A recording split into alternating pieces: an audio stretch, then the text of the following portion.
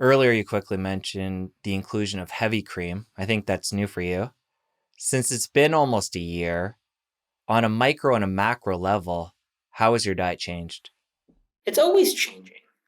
I still eat on balance, pretty low fiber diet. It's better for my GI system. I don't think fiber is bad for you, to be clear. It's just better for me.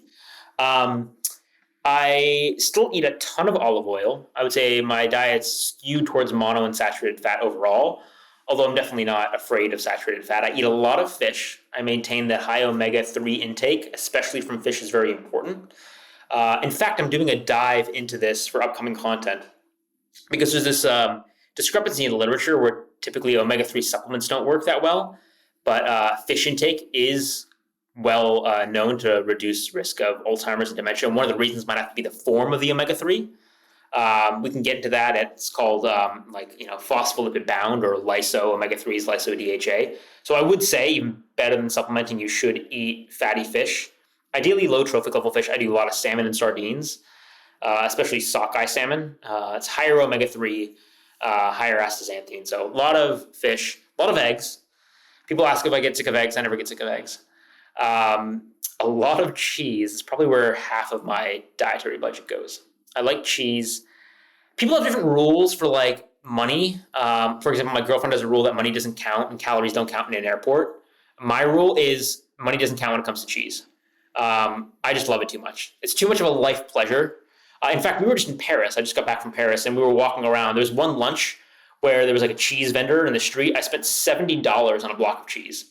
They asked me if he should vacuum seal it. It had truffles like in it. It was a truffle goat cheese. It was so good.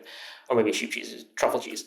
And I'm like, no. I walk around with a block of cheese in Paris, just like smashing that cheese. So a lot of cheese. It brings my life pleasure. And beyond that, yeah. I'm not like, I used to be an adventurous eater. At this point, I just kind of eat what I like to eat. And then the cream is new because typically I keep low A1 casein. So cow dairy, most of it is A1, which can be inflammatory and cause GI upset for some people. Historically, it has for me, so I tend away from A1 dairy.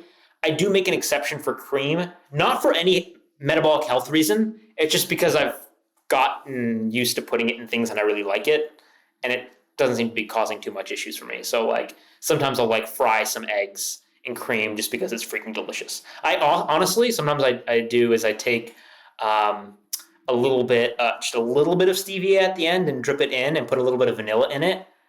It's so good. I'm not even a person with a sweet tooth, but something about a tiny bit of stevia, a tiny bit of vanilla, cream that is caramelized, and eggs that if you do it just right, I don't know. It's one of my like treats to myself.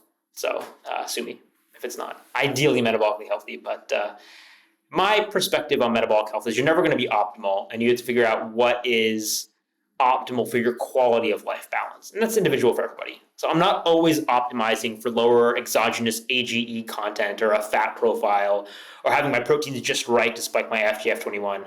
I like exploring these things, but at the end of the day, they're all knowledge tools for people to implement as they see fit. And at some point, if you just want to have cream eggs or like an ice cream with your kid, there's nothing wrong with that, not in my opinion. If you enjoyed that clip, you're going to want to head over here and catch the full episode. I'll see you over there. Mark Bell, some of you might know him, started the sugar diet. He's a big time influencer, historically low carb keto. Ended up losing a lot of weight doing low carb keto, and he started posting about the sugar diet. He's saying he's losing fat